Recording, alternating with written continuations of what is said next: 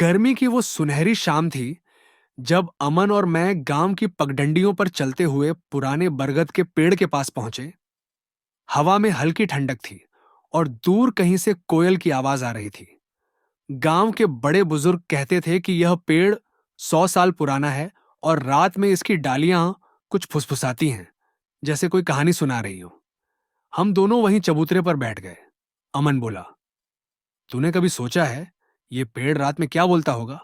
मैं हंसा, अरे ये सब मन का वहम है, पेड़ कहाँ बोलते हैं।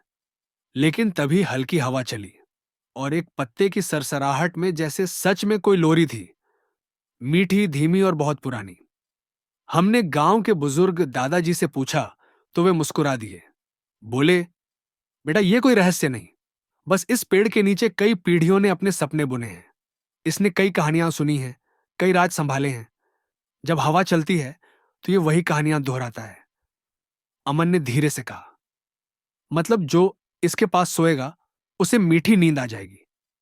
दादाजी ने हामी भरी और बोले, हां बेटा, जब इंसान किसी पुरानी सुखद याद के करीब होता है तो उसका मन शांत हो जाता है, और जब मन शांत होता है तो नींद अपने आप आ जाती है। उस दिन अमन और मैंने उसी पेड़ के नीचे चटाई बिछाई और लेट गए।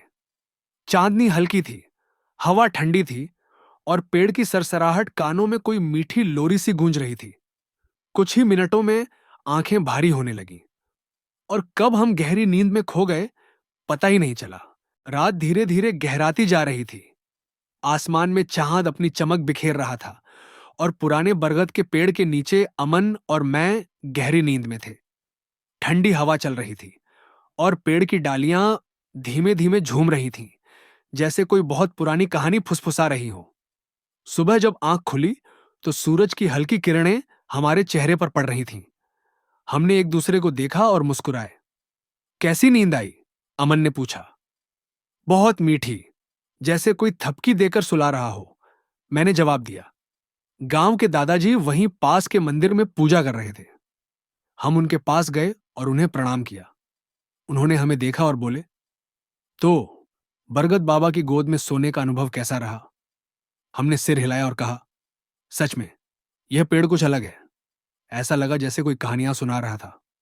दादाजी मुस्कुराए और बोले, बेटा, यह पेड़ सिर्फ पेड़ नहीं है, यह इतिहास का गवाह है। इसने कई पीढ़ियों को आते जाते देखा है। यहां बैठो, तुम्हें एक कहानी सुनाता हूं।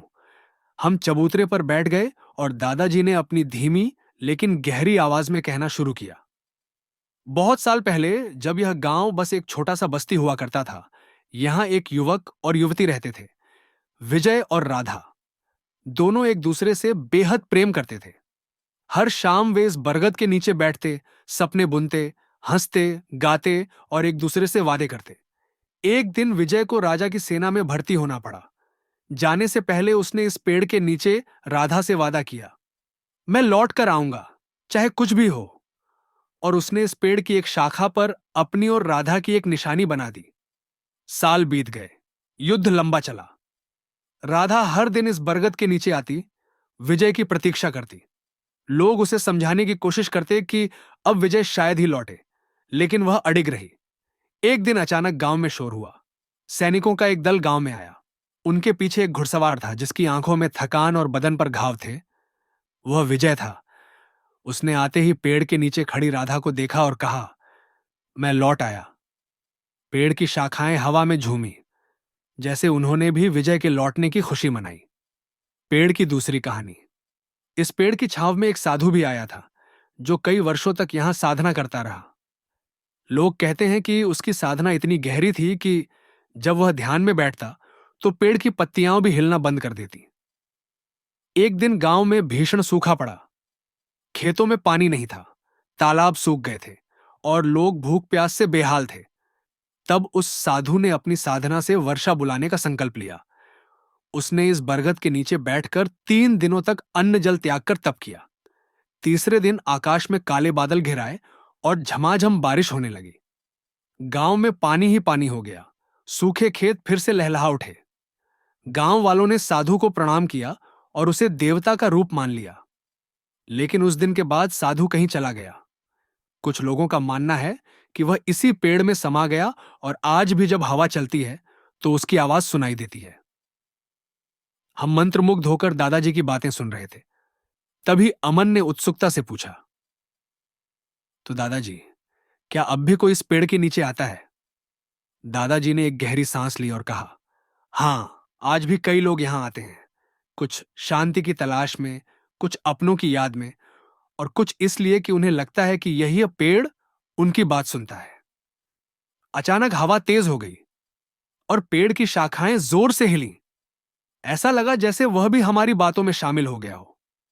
अमन ने मेरी ओर देखा और मुस्कुराकर कहा, आज रात फिर यहीं सोएंगे? मैंने भी हां में सिर हिलाया, क्योंकि अब यह सिर्फ एक पुराना पेड़ नहीं था।